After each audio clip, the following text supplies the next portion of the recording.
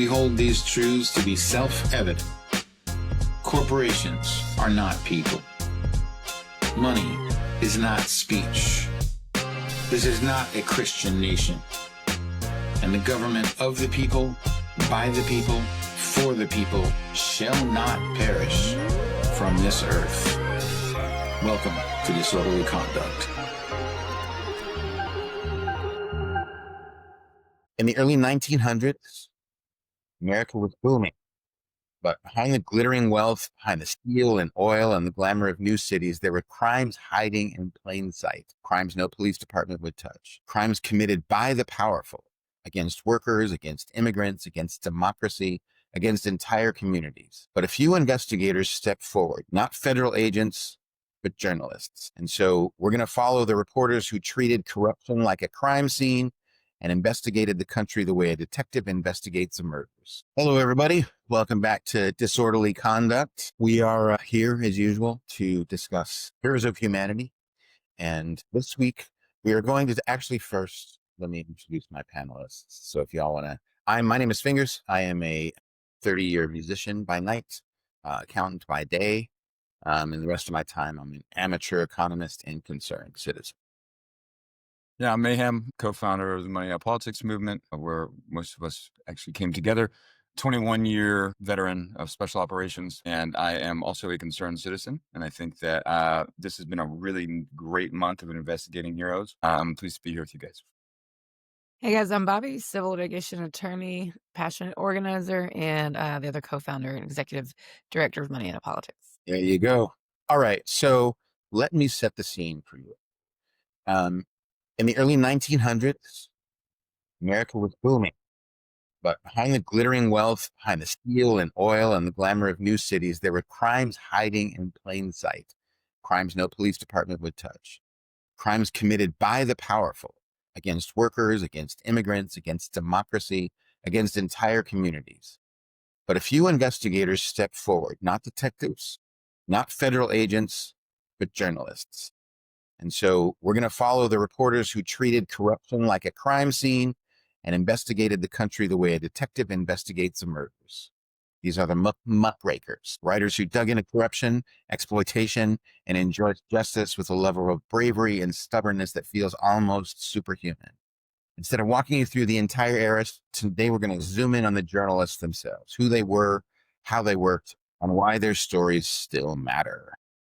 So, what y'all feel about the reveal here? I'm pumped. I think it's highly relevant. I think it's you and I have had long conversations about the necessity of turning people into censors to stop what's going on in this country right now, specifically with ICE targeting. And by the way, we're kicking ass here in North Carolina, if you didn't know, right? Yeah, the Charlotte thing, I saw that. Yeah.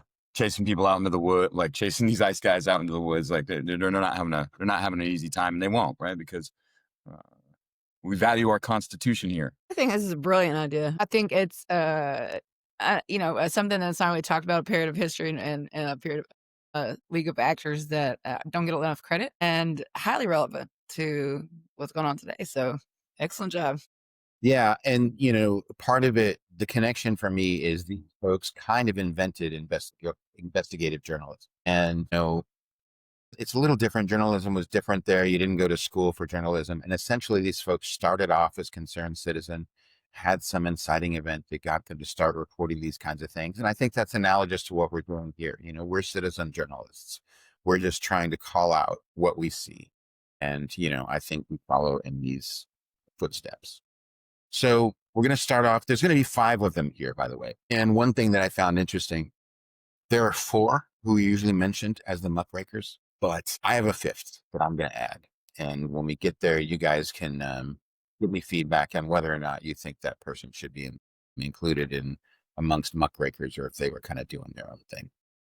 So we're going to start with Ida Tarbell, the relentless researcher who took down a titan. So this woman had patience, precision, and investigative chops, and helped bring one of the most powerful companies in American history. So she was not a bomb-throwing activist. She didn't rely on sensationalism or fiery opinion pieces. What made her dangerous was her methodical, painstaking research. For McClure's magazine, she spent years in interviewing executives and ex-employees of Standard Oil, analyzing tens of thousands of pages of contracts, legal documents, and correspondence, tracking railroad shipping rates and backroom deals across multiple states, piecing together a timeline of how Rockefeller crushed competitors. This wasn't just journalism, it was forensic accounting with a typewriter. When her 19-part series on Standard Oil began publishing, it revealed a web of price fixing, secret rebates, intimidation tactics, and corporate espionage. Tarbell showed exactly how Rockefeller engineered a monopoly, step by step. The results? Her work helped prompt the Supreme Court's 1911 decision to break up Standard Oil. She didn't overthrow a business empire by shouting. She did it by out-researching everyone in the room. And the other thing to know is the inciting event for her is that her father was a small oil producer in Pennsylvania who was put out of business by Rockefeller. And that's what got her started digging into this thing, looking into Standard Oil. So that's number one. Okay, that is, first of all, inspiring. And I just want, for all the listeners out there hearing about, we chose this month because it's the same month as Veterans Day to focus on people that did heroic things that didn't wear a uniform, right? Because we have so much of that. And this is beautiful. This is exactly, right? You have a precipitous event and then somebody that just goes after it and is relentless about it. I love this pick. Fingers, thank you. Yeah, I mean, I think it lends power to what an ordinary person is capable of when they, especially are armed with knowledge, and why, sort of always being in a space where you continuously educating yourself and reading and able to track power systems and connections, because that's really how you are able to dismantle them. And I think that's brilliant. Yeah, I mean, the other thing, about that particular time period, this is at a time where women were becoming politically active, right? This is about 20 years before women got the right to vote. It's roughly contemporaneous with Susan B. Anthony and all the energy towards prohibition, all of that kind of stuff. So, that's partly why I included her. I mean, she's also well known as one of them. So let's go to the next one, which is he's kind of the your prototypical and stereotypical. Maybe those are not the right word, but he's the one that people think of first. Probably most people think of when they think of muckrakers. And this is Upton Sinclair. This is the writer who went undercover in the jungle. He embedded himself so deeply in his stories that he practically lived the nightmare that he was reporting on. In order to write The Jungle, he moved into the Chicago stockyards and lived among the immigrant workers he wanted to document. He toured slaughterhouses, worked aside laborers, slept in their neighborhoods, and interviewed anyone who would talk. What he wrote shocked the country, and frankly, it still shocks people today.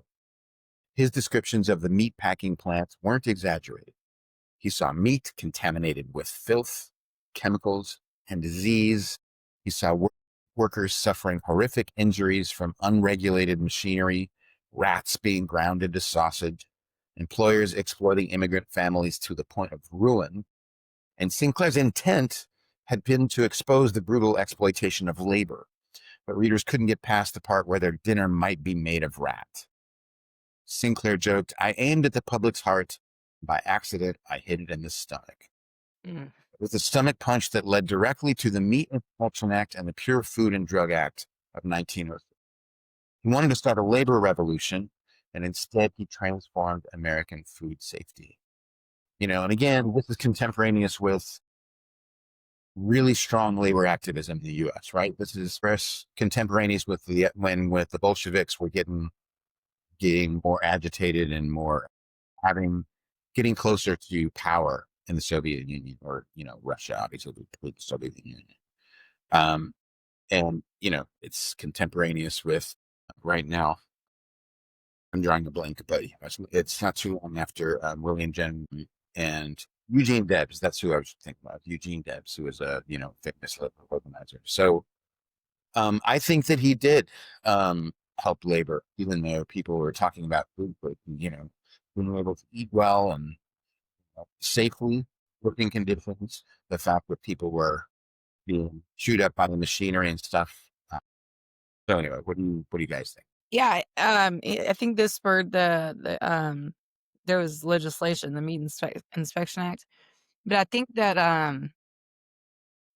both this one and the prior example kind of show how we need this sort of eye on corporations to to obviously save lives and ensure that you know profit isn't being put over people, but also it helps drive progressive change in the nation, and you wonder how long it would take, or what other sort of tragedies would have to have transpired for us to get legislation to protect people from eating rats, I guess, and other things. But I like I said, I just think it just shows how we can drive change in the nation just purely by exposing corruption and private interests. Again, very relevant Yeah, I today. mean, Upton Sinclair. I mean, and I love the conversation surrounding this. Fingers him bringing him up and him going in the way that he did and living among the people the way that he did. And he lived.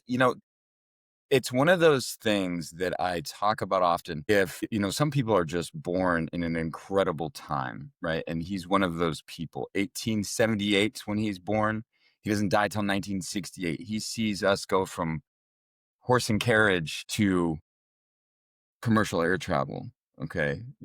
Right around the time when people, were thinking, hey, we've got it all now. Everything that can be invented already has been, I think somebody said famously shortly before his birth. And of course, the combustion engine.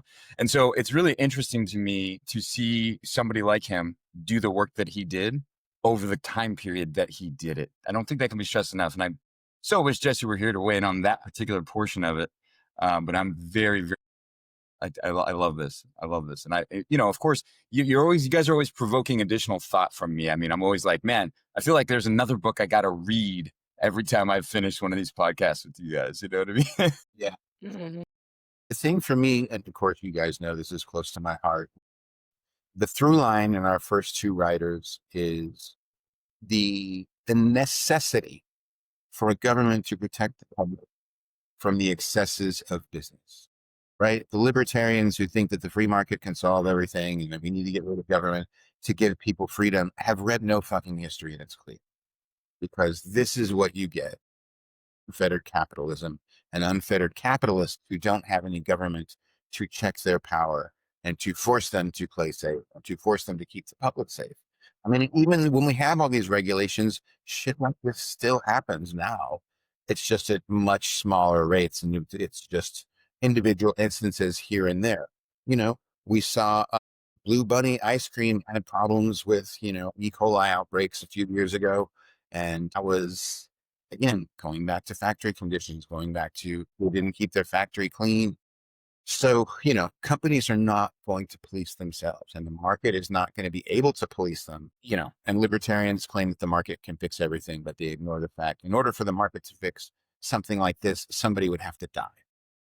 Because that's that information that people are dying when they eat company A's food. We have to give them the market for people to start figuring it out and to, eat company B's food, which is obviously like you're sacrificing human lives on the altar of libertarianism at that point. So it's a bit of a side tangent, but No, yeah. I think it's highly relevant. I can remember what big news this type of thing was, and I think when we talk about, and I don't want to get you held up. I know you got a couple more people you wanted to discuss, but one of the things that comes to mind, I remember as a kid, right? So you and I have similar background. I grew up in Sacramento, California, and I can remember as a kid hearing on the news, and I'm trying to remember what it was, and I don't want to misquote it because I don't want to commit defamation per se. but I remember this specific case, and I want to say it was the Odwalla.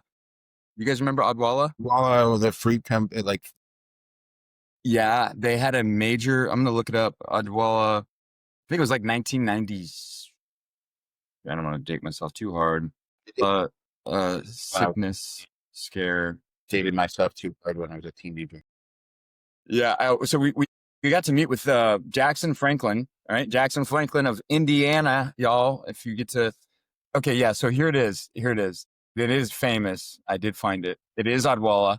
I can't believe it. 1996. I was close, right? Because I remember I was a kid, but I remember what a big deal it was when they had this E. coli outbreak with Odwalla. It was like, oh, don't buy their juice. I mean, it was remarkable. And so it's just, what you're discussing with Upton Sinclair and what he was able to accomplish, like predates something like this. Now it's so uncommon, this type of thing, that like when it happens, it's famous overnight. You know what I mean? And I just think that's interesting. But they did the incident. Incident results in a major recall, a $1.5 million fine for them, and FDA implementing new requirements for warning labels on unpasteurized juices. What's frustrating to me about these things we're talking about, is you see this desire to regress. I want to drink raw milk.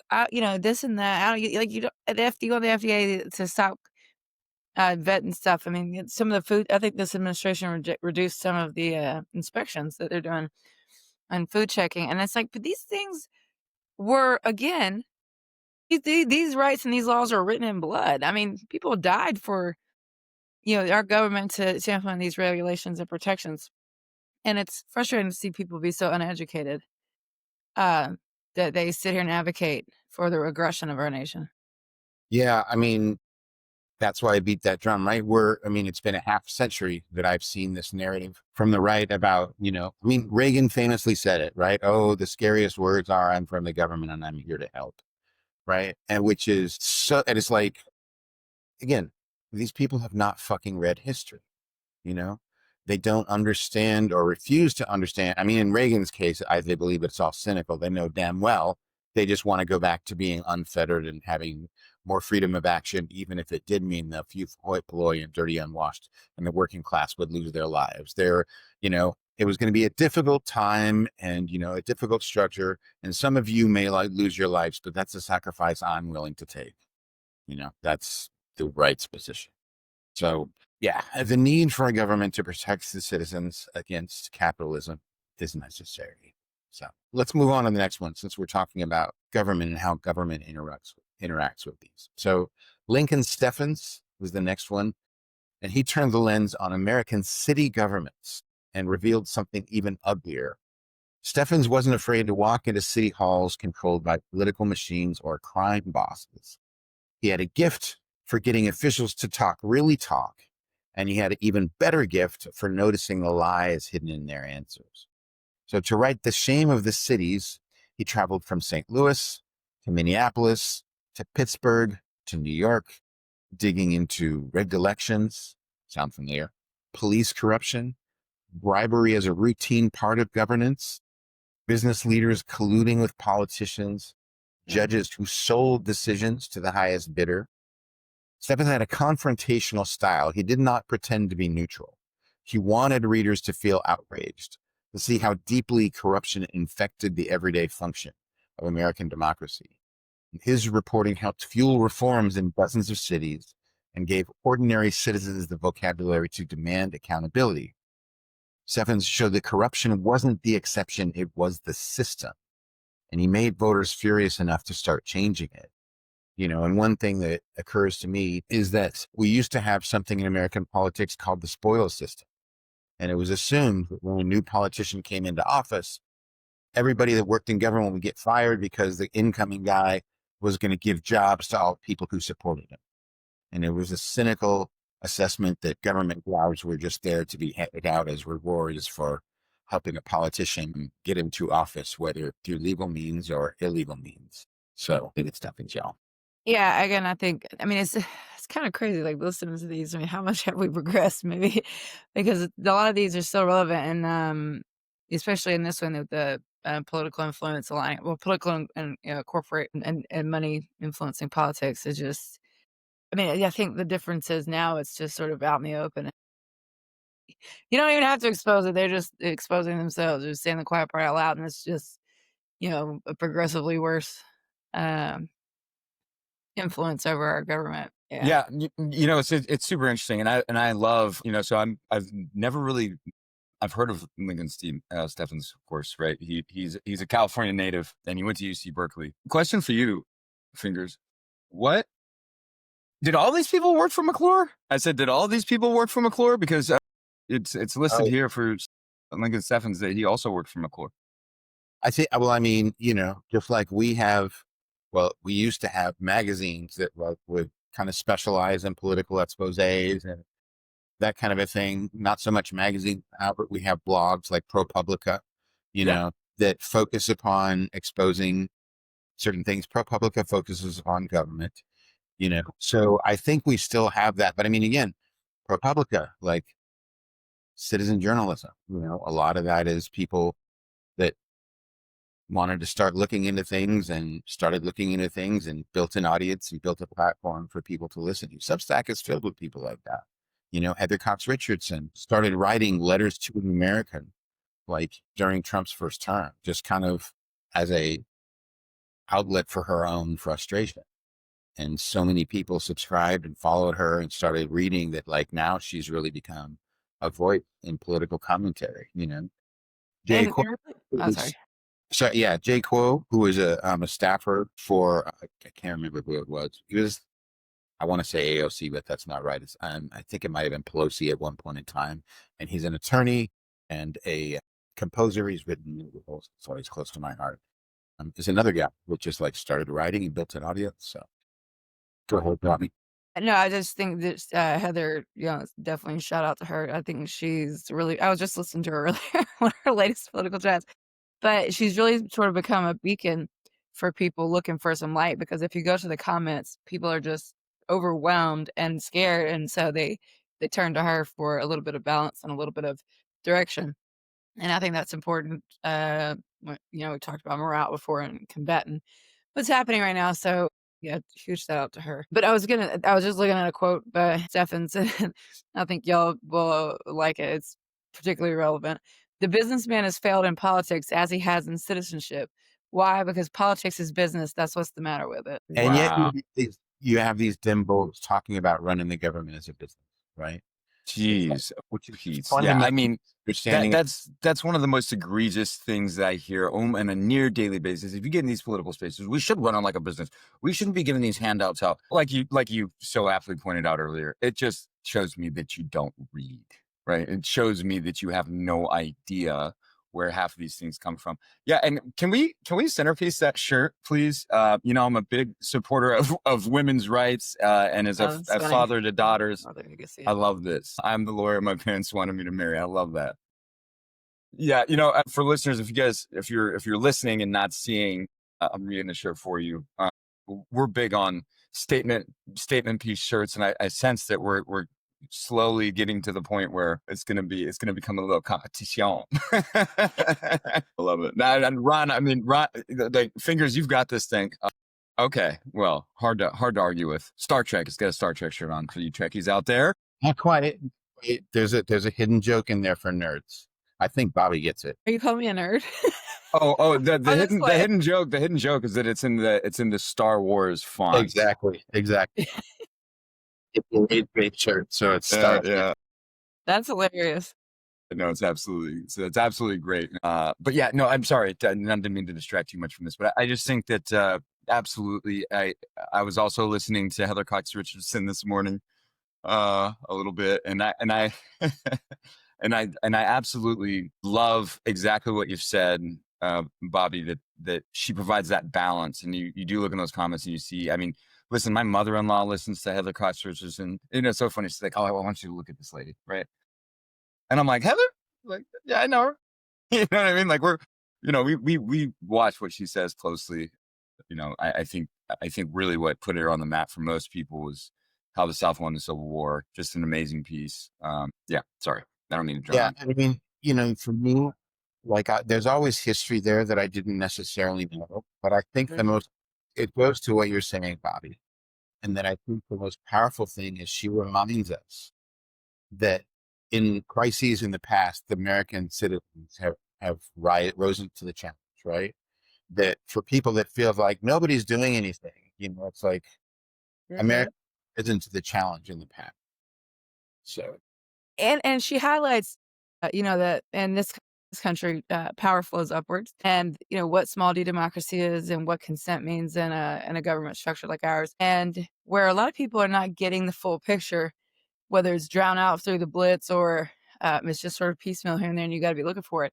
She highlights the way Americans are rising to the challenge right now, and the way that power is sloshing around, and not to sort of take what is being projected by this government at face value. And one of my favorite things is she called on the American people and her followers to take back the narrative of what American means because it's a culture war. And because of her, I think you see, I mean, even at these protests, there are American flags everywhere. Because we're not doing this because we hate America. We're doing it because we love America. And this is what America means. So that one I thought was really powerful and really relevant to, the heart of what is transpiring right now. Yeah. I mean, these people are un-American. They don't believe in the Constitution. They only believe in the little tidbits here and there, and they invent shit to put in there.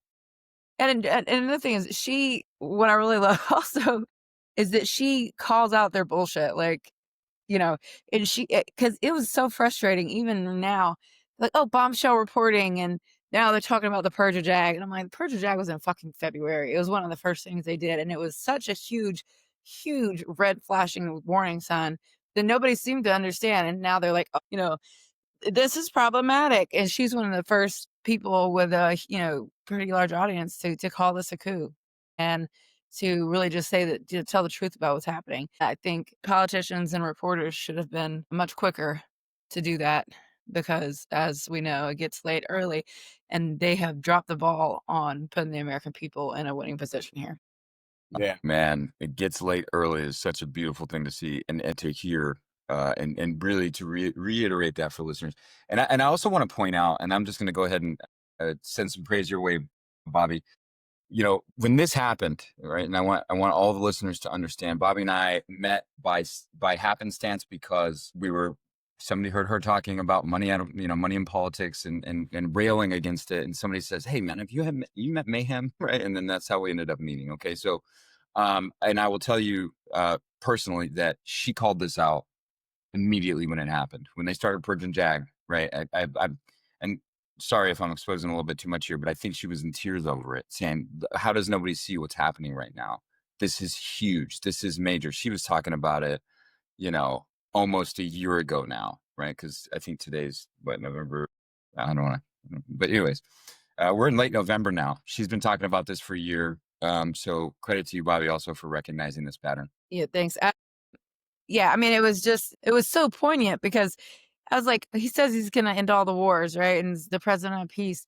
Well, JAG is the branch of the military that tells you what is a lawful and unlawful order. So, well, I say branch, but you know what I mean, division. It's the military lawyers. So why would you, if we're not going to war and we're going to end all these wars and all this stuff, where are they going to give lawful or unlawful orders? Well, You hear that now, all of a sudden, you have the duty to disobey unlawful orders. Remember your oath. Like, yeah, because that was the fucking plan the entire time, was to turn the United States military on the American people, which is what you see them trying to do. Yeah, I mean, there's military JAG, but there's also civilian JAG tasked with investigating other parts of the government, right? So just for clarity for the listeners, my interpretation of the initial purge was they were purging civilian JAG because it's like it was contemporaneous with Doge and it's all this whole fucking narrative about cutting fraud and waste out of the government, which is, of course, was all about just trying to take a chainsaw to the parts of government that were regulating primarily Musk's businesses. No, they didn't just purge. That was the thing. They didn't just purge civilian JAG. They purged parts of the military that are in the direct top of chain of command that are not normally politicized at all. They're not purged with every administration. It's not normal. That was what was so frightening. Yeah, not normal, but I just wanted people to understand that the threat was more than just within the military, right? It was also affecting government at large. These are the people who would investigate graft. They would investigate corruption. And it's like, if you believe that there's widespread fraud in the government, why are you firing the people whose job it is to investigate it? Like, right? Again, 2 seconds of critical thought would disassemble so many of these narratives, but people just don't want to give that 2 seconds, All right. So let's move on to our next eyewitness here. So we're going to talk about Jacob Riis, the photographer who forced America to see poverty. So before photojournalism even had a name, Jacob Riis was already practicing. He wasn't from the world of elites. Riis was an immigrant, a former homeless man, someone who knew what it meant to be invisible to society. That's what made his reporting different. He wasn't observing poverty from a distance. He was documenting a world that he lived in. With a primitive magnesium flash camera that could literally explode in his hands, Riis crept through New York's tenements, photographing dark, overcrowded rooms crawling with disease, children sleeping in alleys or on piles of trash, families living in spaces smaller than a modern walk-in closet, and neighborhoods where the city had just abandoned sanitation and safety. His book, How the Other Half Lives, wasn't just a report, it was evidence. Riis forced middle and upper class Americans to see what they had chosen not to see. And his work led to new housing regulations, tenement reforms, building codes, public sanitation improvements. He didn't expose corruption, he exposed suffering and made it impossible to ignore. And so now I apologize for people who listen to the podcast on audio, because I am going to share some of these pictures. And so on video, you will get to see what we are talking about. So this is a plug to come find us on YouTube. I will put these pictures in the show notes for those who listen on audio, but we can't really talk about Jacob Riis without actually absorbing the images he showed the American. No, you're right. Thank you. So this is a bunch of children sleeping curled up in a corner over a heating rate. A couple of kids back of a truck. I'm assuming they're waiting for an adult who's perhaps doing delivery or whatever. And the things, aside from the horrific conditions that he is documenting, he was also an artist. Right. These photographs are composed in such a way as to tell the story. Right. They're not snapshotty. You know, this is art. And this is art used the way art is meant to be used, to disturb, to unsettle, to get people to think and feel rather than just absorb a narrative and move on. So this is a picture of a crowded tenement. You know, you see lots of people. You see a lot of the bedding is makeshift. This is a man. The name of this is Man in the Typhus Ward. So typhus was a disease that ran rampant. This is before a lot of vaccination for a lot of these diseases. So again, for the anti-vax crowd, y'all don't know history. Well, I appreciate you showing those because I think it's important that people have to face the consequences of what they're advocating for. I mean, this is the same reason you see people want to remove the homeless from public view to make them invisible. Because when you have to look at things like this, then all of a sudden it becomes exponentially harder to justify the conditions that people are subject to for the predatory class to turn an outrageously disgusting profit. Yeah, I mean, if you don't have to look at the homeless, you don't have to confront the fact that maybe this system isn't perfect. Maybe this system actually doesn't work for everybody. And you don't have to feel the shared connection of humanity that pisses you off. As we told in our very first episode. In our very first episode, Fingers, you beat me to the punch. I was about to say that. And again, if you guys are just tuning in, I highly recommend you look at our flagship episode for disorderly conduct, where we talk about broken windows policing. You know, and I think that, you know, it was you know, I'll be honest with you, Fingers. I listened to that after we released it. I listened to it again because, you know, it's been a long time since we recorded that thing, and it brought tears to my eyes, man. It brought tears to my eyes, absolutely. And I think, you know, hearing your story and kind of what you went through, and now, you know, you demonstrating this, you know, and somebody who was born in, what was it, Denmark, I think, is where Riis was born. It was Dutch, I believe. Yeah. I think he was born in Denmark, and pull it up before I mess around. And yeah, so he was born in. Don't get me trying to pronounce the city, right? Because I'm not Dutch, and I don't want to offend those folks. But he was born in Denmark, and he passed away at 65 in Massachusetts, and he's known for social reform. I think that Danish, yeah. So my father-in-law is married to a Danish woman, and you know she would definitely make that distinction. I made the mistake. I think one time having a little chit chat with her, I said something about, what are those countries called? Scandinavian countries. Scandinavia, yeah. So I was like, oh, it's another Scandinavian. She's like, that is not a Scandinavian country. And I was like, okay. No. I have a few more that I want to share. Okay. Yeah, please. So these are more children sleeping outside, huddled up. What, you know, for the audible people, these are not children with an adult. The oldest one here looks like he might be 11 or 12. He's got a couple of kids who look like maybe 9, maybe 7. Of course, these kids could be older because with malnutrition, Right. you know. Right. I was gonna raise that point. But yeah, I mean, just the condition. If you look at the conditions, and I hope you go find this episode. And this is so powerful that you put this in here, Fingers. I really appreciate you doing that, man. I think it is remarkable what I'm seeing right now. Yeah, It's and this horrific. is, these are, and the thing is, we could find photographs right now of people living in material conditions that are the equivalent of these. The difference is these days, well, I mean, you could find them in urban areas as well, but the difference is Appalachia.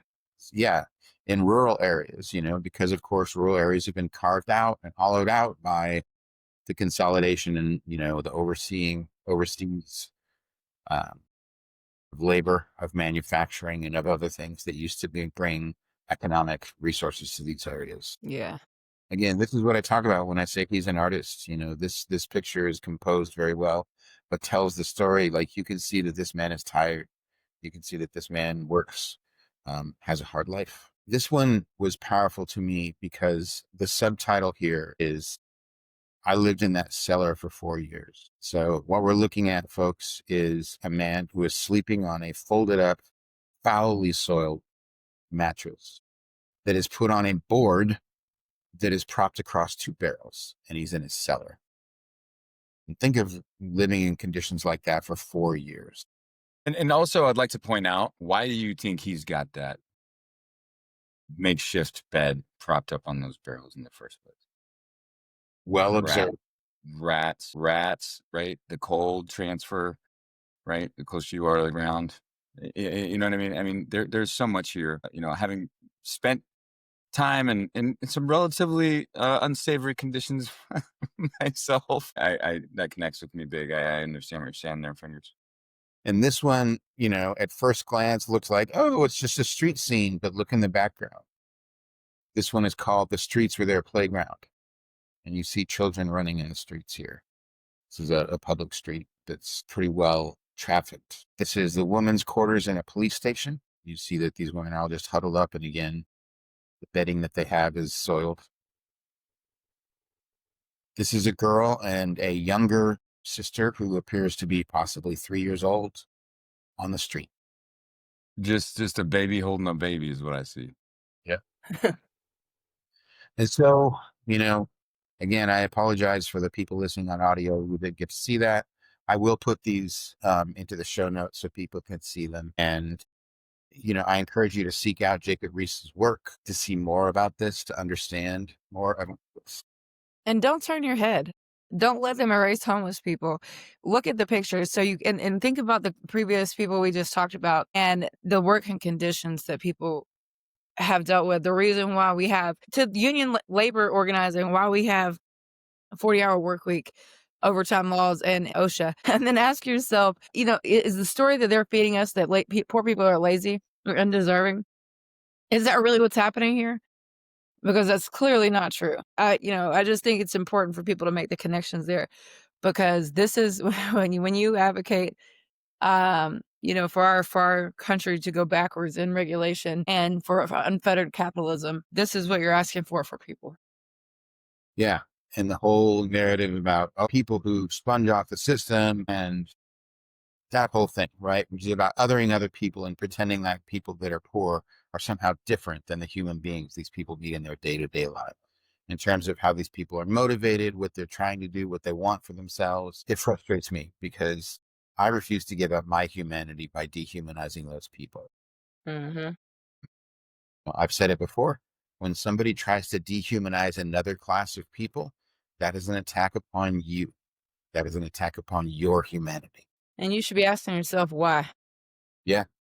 It's such a powerful point, and I'll never get tired of hearing it. And it's so appropriate that you said that exact thing, because you said that exact thing in Broken Windows. And I could not agree more. Right. And actually, you guys know I'm a huge fan. I hope he gets to hear this, but Brother Ali's song Uncle Sam, Goddamn, he specifically calls this out. Right. When you attack others' humanity, you only serve to lose your own. And while we're here, you guys might not hear this in time to participate in this, or maybe you've already heard of it, but go to themassblackout.com and let's show corporations who holds the power. Yeah. Okay. So those are 4 names that are well associated with the Muckrakers movement. There was another journalist who was active at the same time. And we've heard of journalists exposing corporate monopoly and the building of monopolies, and how the narrative about, the free market is great and competition is great, when we see actually what happens is when companies get large enough, they use that power to squeeze out competition and to avoid competition. We've heard about corruption and about how individual, corruption at the city level can affect, bribery, the interaction between private business and public service can be bad. Heard about what happens when companies don't have any government to constrain them with food regulations, and what they will do and how they will subject public safety to, they will disregard public safety. We saw how Jacob Riis documented what that does to the working class, what it does, what the human damage is about that. But there's something else that was going on in American politics that's roughly contemporaneous. And, now it just struck me, this woman deserves to be considered one of the muckrakers. Her name deserves to be in the conversation when people talk about muckrakers in the progressive era. And why isn't she? And I think we'll figure that out in just a second, because I'm talking about Ida B. Wells. She was perhaps the bravest investigative journalist of the era. She was an African-American woman. While other muckrakers were challenging corporations and politicians, Wells confronted something even more dangerous: the nationwide system of lynching and terror. After the murder of 3 of her friends in Memphis, Wells launched an investigation that would define her life. She dug into court records, newspaper archives, eyewitness interviews, and police reports, rumors that were weaponized against Black communities, and what she found was explosive. The common claim that lynchings were punishment for crimes was a lie. Many victims hadn't been accused of anything, much less convicted. Others were targeted for achieving economic success, challenging white supremacy, or simply existing. And obviously Black Wall Street falls into that first one, which we'll talk about. In Southern Horrors and The Red Record, she documented case after case, names, dates, motives, consistency in testimony, contradictions of testimony, newspaper fabrications. Her work showed that lynching was not justice. It was control. It was terror. It was a national system of racial violence. And because she dared to publish these findings, a mob destroyed her newspaper office. She received constant death threats. She was forced to flee Memphis.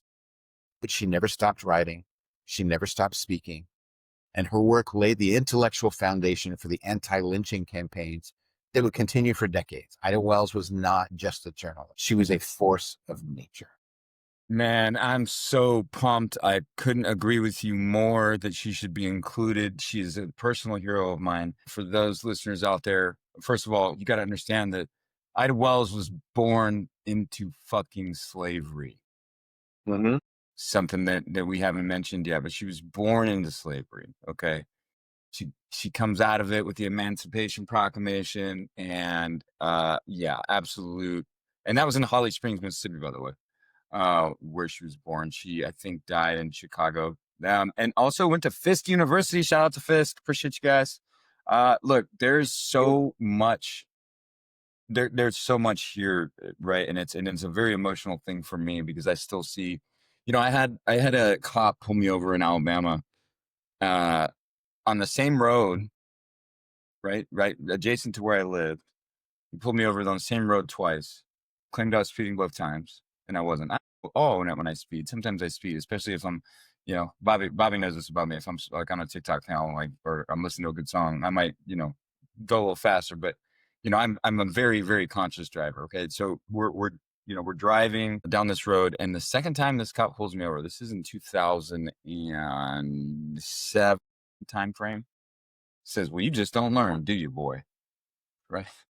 And I mean, just the sheer unmitigated anger that I experienced in that moment. And I looked at him and I said, "Yeah, I guess not." Right? Anyway, yeah, no, she's a huge hero of mine. And you know what? You guys know this about me. I love to put my heroes pictures on my walls. I think hers is going up. But please, Bobby, I'm dying to hear what you have to say about this. Yeah, man. I think so. I was looking for a picture on my Facebook. It's a quote of hers that I posted. I mean, the significance, just the historical nature of police violence against Black people is it just can't, like, when you talk about her, you can't ignore how long this has been an issue and how especially Black women have been fighting for Black lives in this manner for a long time. And the quote that I was looking for is, I can't remember which one of the acts of violence that had spurred me to post this, but it was a long time ago. And it's those who commit their murders write the reports. And I just thought that was so poignant because that's still true today. Yeah. I mean, for me, right, it's like understanding the history, understanding that Red Summer was in 1919, there was racial violence all across the country. Like that's when Black Wall Street was destroyed in Oklahoma. For those that don't know, it was the Greenwood District in Tulsa. It was the most prosperous and economically successful Black community in the country. And they literally bombed it from an airplane. Aside from the riots in the street, it was literally bombed. So, Yeah, go ahead. So to continue the thought, I'll land my plane in a second. The thing that strikes me is, we've seen what conditions were like for the working class in that era, and they were horrific. And what this demonstrates to me is how easily those urges and those frustrations can be redirected by self-interest politicians against other marginalized communities. And I think that's a large part of what led to Red Summer, was these frustrations of the working class were unleashed. Especially they talk about economic success. So those Black people, they're doing well because they're taking there you go. Bobby's got a picture of the quote by Ida Wells. Hey, do us a favor, Bobby, send that over and let's make sure we get that in the show notes too, because we want listeners to understand, like we are deeply involved in these processes. I'm so excited. And Ron, if I can just personally thank you from the bottom of my heart for including her in the way that you did. I'm really trying not to get emotional because this stuff means a lot to me. But man, just seeing what we're, and I've seen Bobby make the same parallel. It's so beautiful. And this is why we're doing this podcast, folks. This is why we're doing this, because these folks, these people, these co-hosts they've been talking about this for years. They've been doing the advocacy for years, and everybody is here involved talking about these things because they're passionate about it. So a lot of these conversations are regurgitations of things that we have personally discussed with each other as friends. And we just felt it was necessary to bring it to all of you. And I'm so proud to call the people that host this podcast friends of mine, man, because you guys are just the best of humanity. So if I may say, I'll just slam up on there. I love you, Chick. Yeah. I think, for me, speaking as a YT person, like I didn't grow up entirely, but I spent a significant portion of my childhood 90 miles from where Black Wall Street was. And it was not covered in school. I had no idea about Black Wall Street until maybe 5 years ago when the TV series Watchmen came on and was part of the plot there. And, I'd already tried to deconstruct my own racism. And, and when I say that, like, I was never consciously a white supremacist, but if you're a white person growing up in America, you cannot help but absorb certain narratives and certain ideas, and you can't know what you don't know, right? It's like if they don't teach you this shit in school, you're not going to learn. And so my own personal opinion, because we also want to avoid the syndrome that Malcolm X talked about, right? About the savior white liberal, right? Black people fought for their own liberation. It was not something that was given to them by white people, which is another historical narrative that is out there, right? People will talk about the freedom riders a little too much. We'll talk about the white social workers that were murdered a little too much. And those are tragedies for sure, but they're nothing next to what Black people had been suffering for decades at that point. And so my own belief is that if we want to be allies, quote unquote, hate to use the term because it's becoming a bit overused, the best thing we can do is educate other white people about what reality is. And that's what I'm trying to do. These are stories I did not know. These are stories that I did not know as somebody who's interested in history. And so I want people to know and understand these things, like that there's a whole history of racial conflict, of racial oppression in this country that is not talked about. And that's kind of where I started, where I did, because when I did my Google search to prepare for this episode, and I did it on the Muckrakers, I got those first 4 names. But that was after, because I had the names mixed up in my head. I was looking for Ida Tarbell, but I had the name Ida B. Wells stuck in my head. And they came up separately in Google searches. Ida B. Wells was not included with the Muckrakers. And maybe I'm overreacting, but to me, that's just an evidence that here in 2025, there is still a separation of the historical lenses which we will look at. White people versus Black people. We're looking at a woman who took more risks than any of these other 4 people, not to diminish what they achieved. But for whatever reason, even Google wants to look at these people differently and doesn't consider her part of the Muckrakers.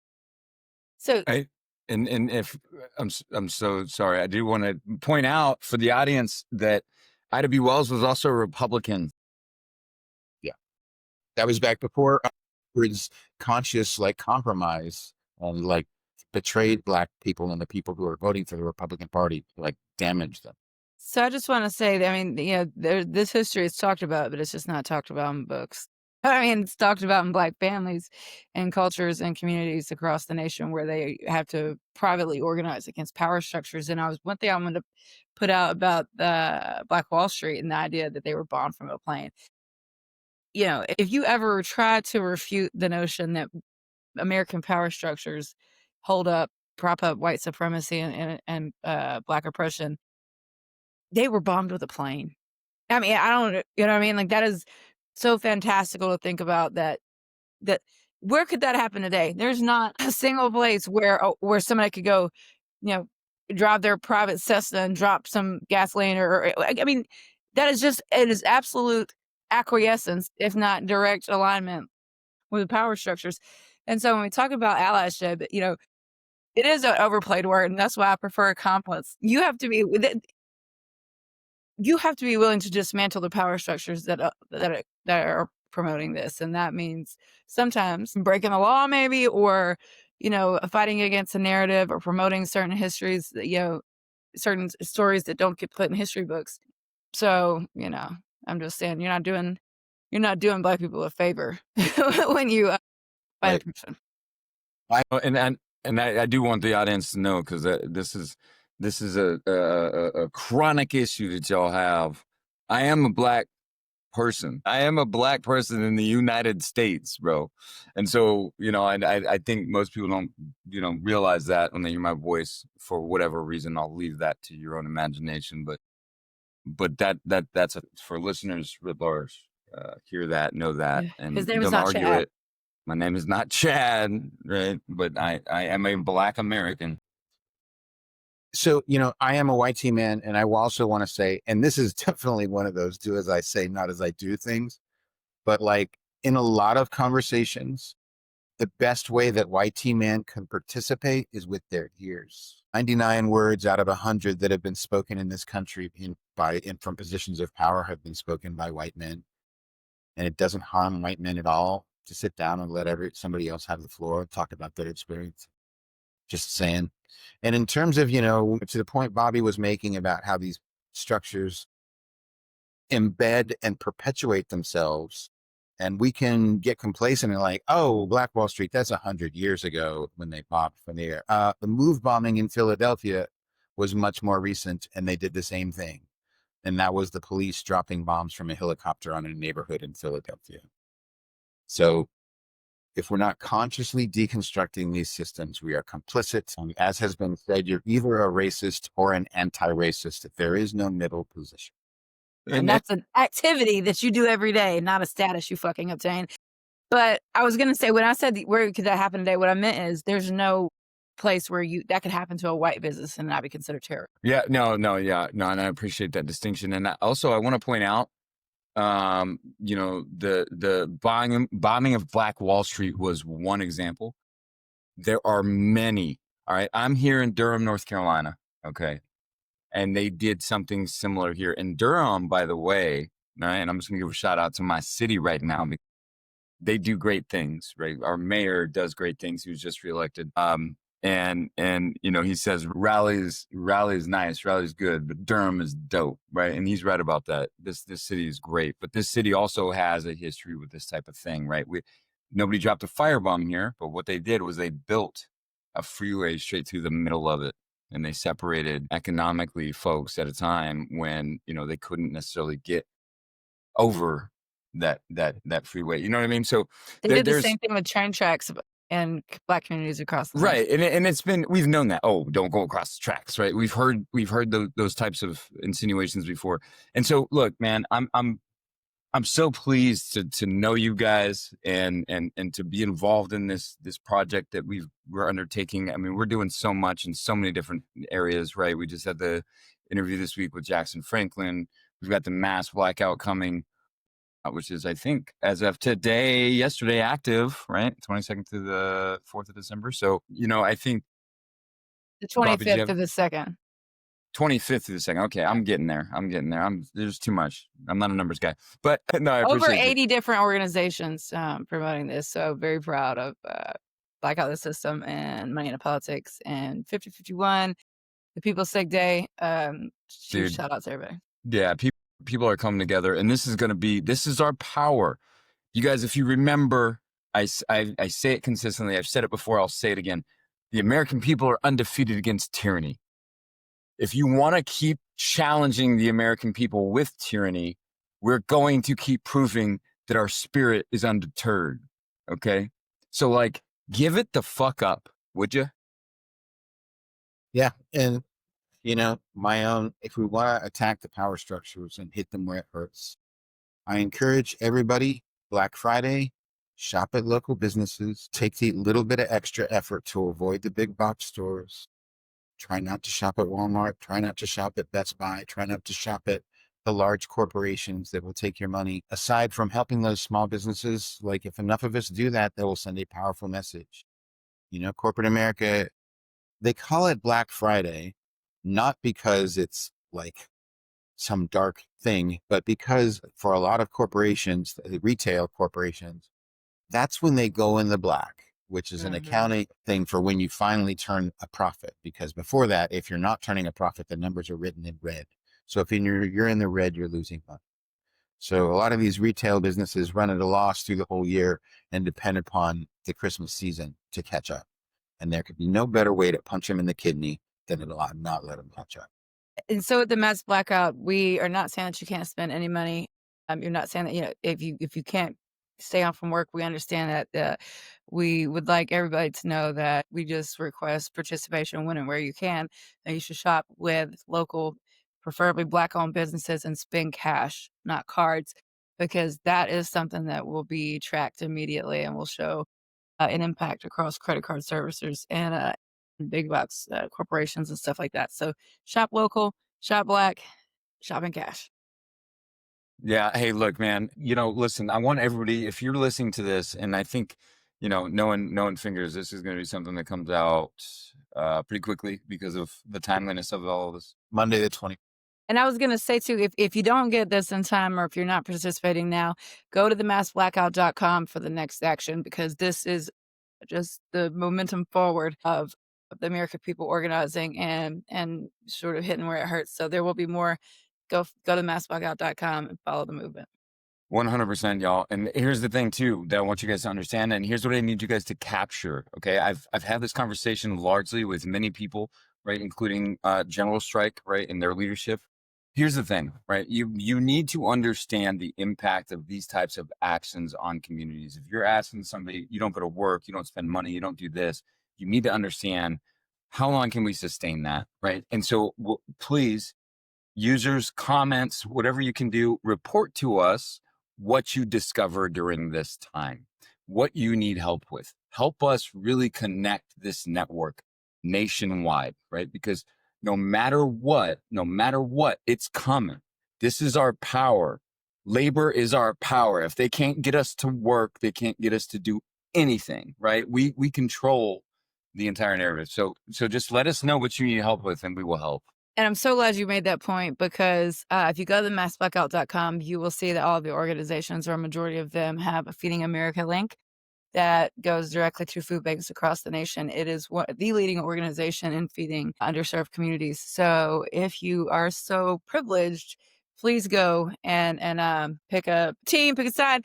Either way, it's all going to the same place, the massblackout.com. Hey, Feed and America. this is something that And Fingers Ron, you I'm going to pointed send you out. the link for the. This is something you pointed out, Fingers, and I want this. This is for the crowd, man. Fingers pointed out, I think, I don't know if it was last week or when it was, man, but you pointed out that giving your money directly to a food bank is a really good way to do it, because they get deals because they're a food bank on money. So your $100 goes way farther with a food bank than it does if you just buy groceries and bring them. Give your money to the food bank, y'all. Can you elaborate on that a little bit, Fingers? Yeah, I mean, you basically hit upon it, right? Is that, they get deals to buy in bulk. And if you went to your local grocery store and bought $100 worth of groceries, that is nothing compared to what they could do with that $100, And, let's not forget, while there's a lot of volunteers at food banks to make these things really work, some people need to work there full time. Some people need to really stay there and work behind the scenes, keeping the lights on, and you're going to have a few people that are going to need to get paid. And so donating cash, if you're in a position to do so, is I was saying better before. I'm trying not to say that now because I don't want to belittle people's impulses. But I think, speaking for myself, I think that historically, the narrative about giving things to the food bank is like, oh, let me go through my cupboards and see what's nearly expired and throw that in a box and take it to a food bank and look what a great person I am. And again, I'm not trying to shit on that impulse, but I think that is, in terms of effect in the world, not nearly as big as if you can put it in your budget to give $100 a month to a food bank. And again, I understand not everybody has that. I am fortunate. I'm in a position and I'm lucky enough to be able to do that. Get out of. No, you know what? No, Ron. I think it's poignant. Let's have the because conversation. Let's be real, because I'm gonna tell you something. I'm gonna be alone on Thanksgiving. Right? Except that I'm not gonna be alone on Thanksgiving, because I'm gonna go somewhere and I'm gonna fucking volunteer and I'm gonna eat with these folks. Right? That's the deal, dude. And we gotta stay in touch with our humanity. Being around inspiring people like you and like Bobby and like Jesse and like all the people, there's so many people. Sean, all right. For those of you that might be listening that don't know, our marketing guy, Sean, incredible guy, right? But he's working behind the scenes and he's doing his thing, and that's how he contributes. We all have to contribute every day to our fellow Americans, right? The homeless, the weak, the sick, the kids, the babies that are in the system, all of it. Right? We will not be moved, and we will not fall to tyranny ever. I think it's on point, Fingers, because there's various roles in the resistance, and everybody can help. Everybody helps where they can. So to say that you can donate, I mean, I think people might, they initially like, oh, I can't afford that, but can you? It just depends. And I think that people who have luxuries in life, even very small conveniences, can at some point need to take a look at where they're called upon to make a sacrifice to help those around us who can't do the same. And so some people can donate, some people can't, some people can volunteer.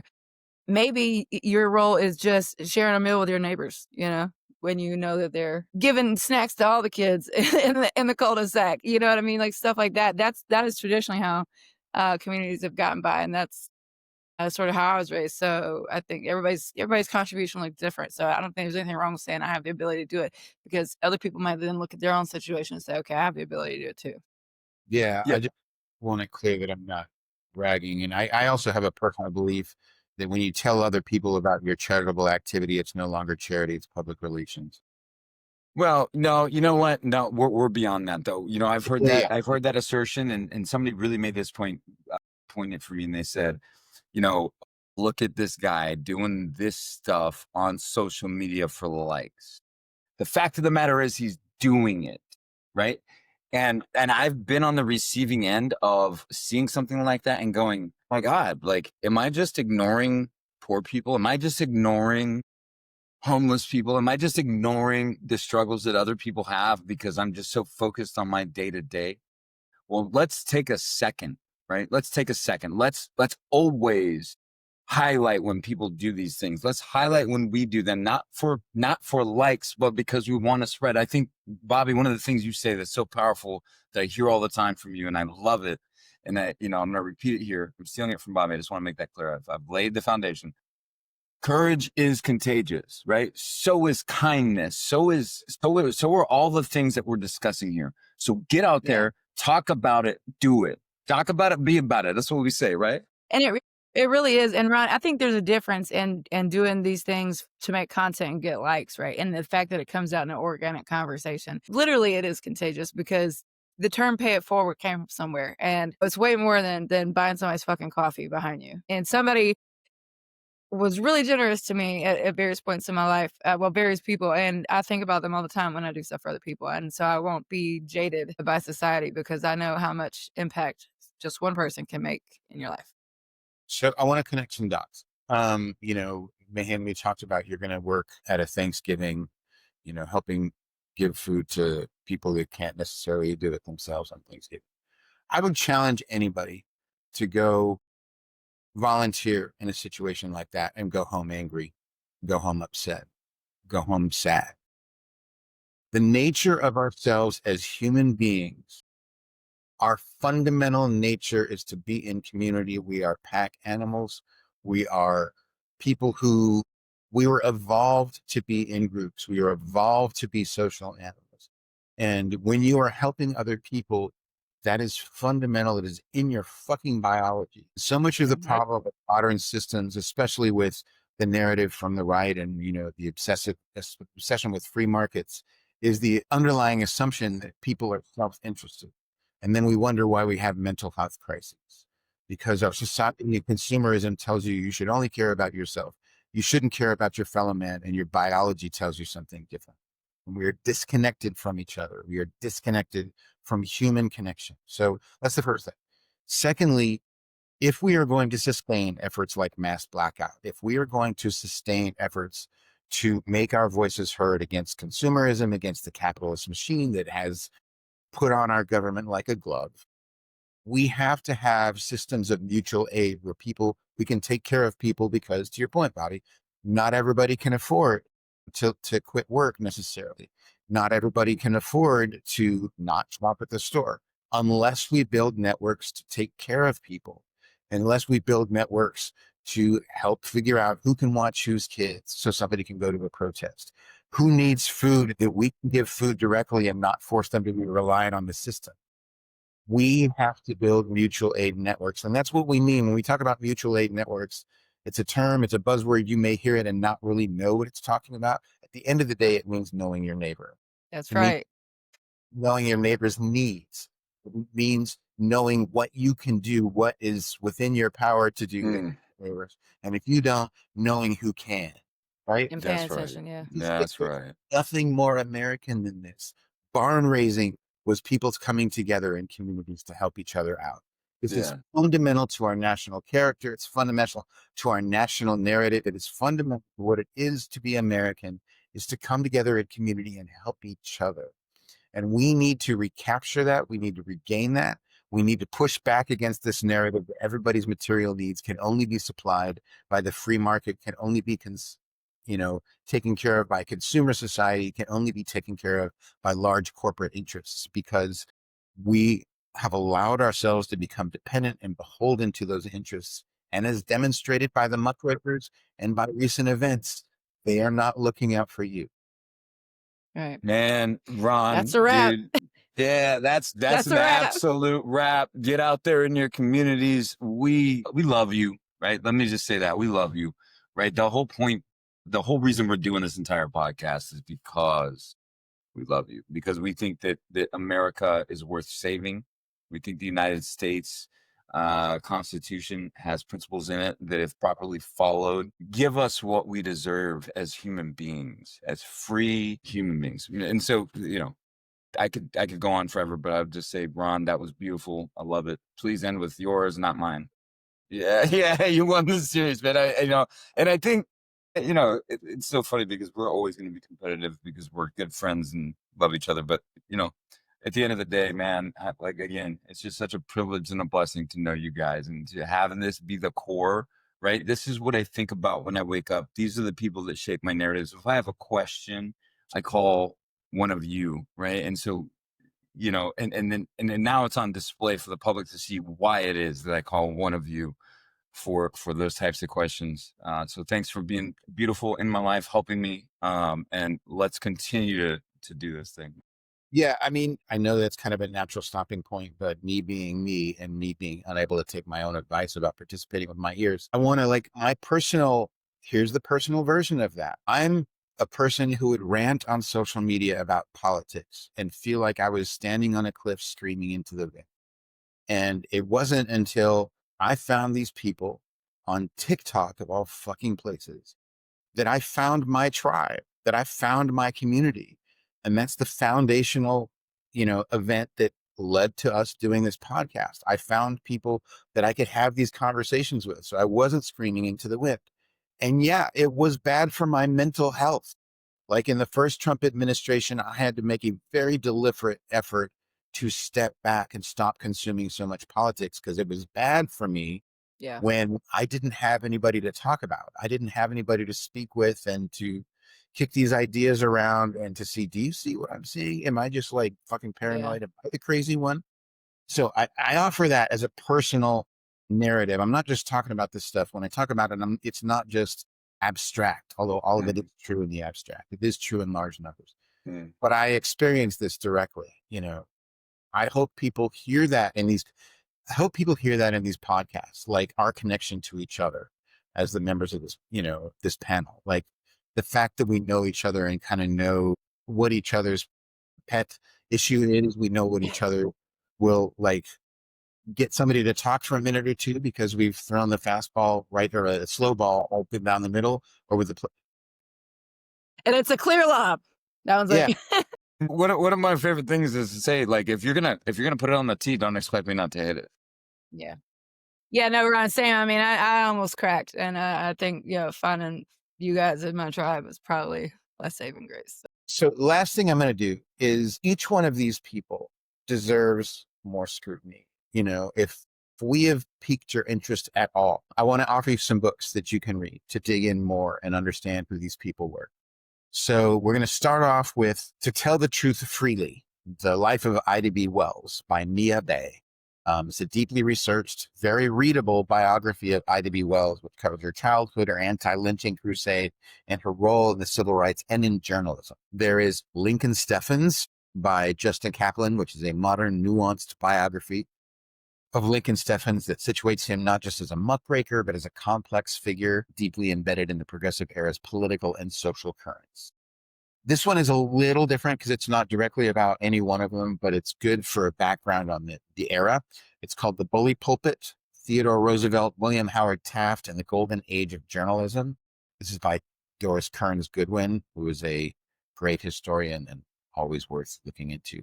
And like I said, it's not exclusively about the muckrakers, but it gives a portrait of the era and includes some of these figures. And then there's a last one. Actually, a couple more. This next one is Muckrakers. Ida Tarbell, Upton Sinclair, and Lincoln Steffens helped expose scandal, inspire reform, and invent investigative journalism. What name was missing from that list? I'm sorry, I digress. By Ann Bowson. And that is actually a compact and illustrated book that introduces the three muckrakers in a way that's accessible. And then last is The Making of an American by Jacob Riis. And this is Jacob Riis's own autobiography.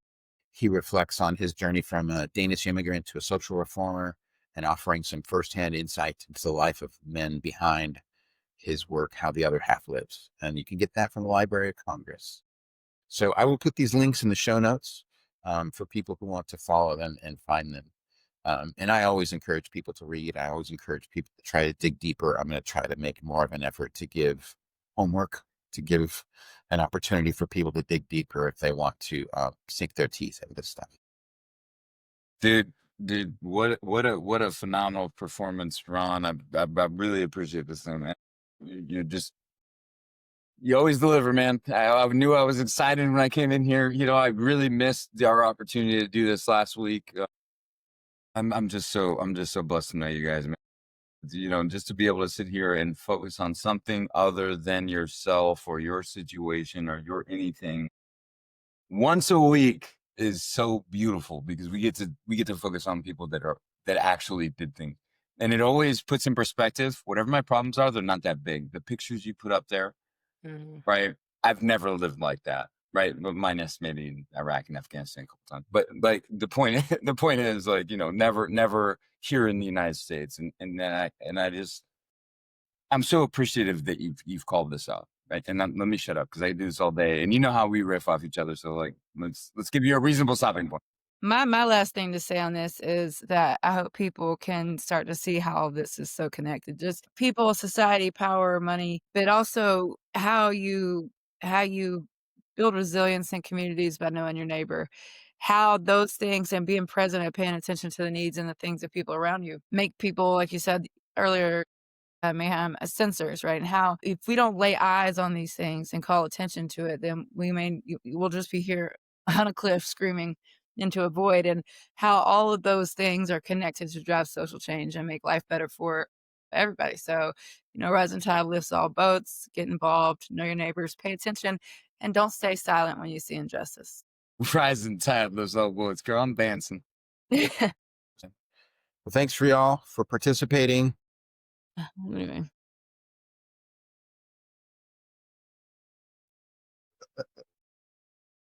All right. Thanks. This has been Disorderly Conduct. This episode is going to drop on November 24th, which will give you time, if you're somebody who listens right after we drop it, to learn about mass blackout and the other things, what those efforts are intended to accomplish. And with that, we're going to sign off for the week, and we'll see you next week. Thank you for listening to the Disorderly Conduct Podcast, a production of the Public Integrity Network. We believe that the first step to taking back our democracy is getting money out of politics. Come find us at moneyoutofpolitics.org and we'll put you to work. In the meantime, get involved in your community. Volunteer at a soup kitchen. Start a rideshare service. Go to school board meetings. Anything you can to make sure this government remembers that their powers derive from the consent of the governed.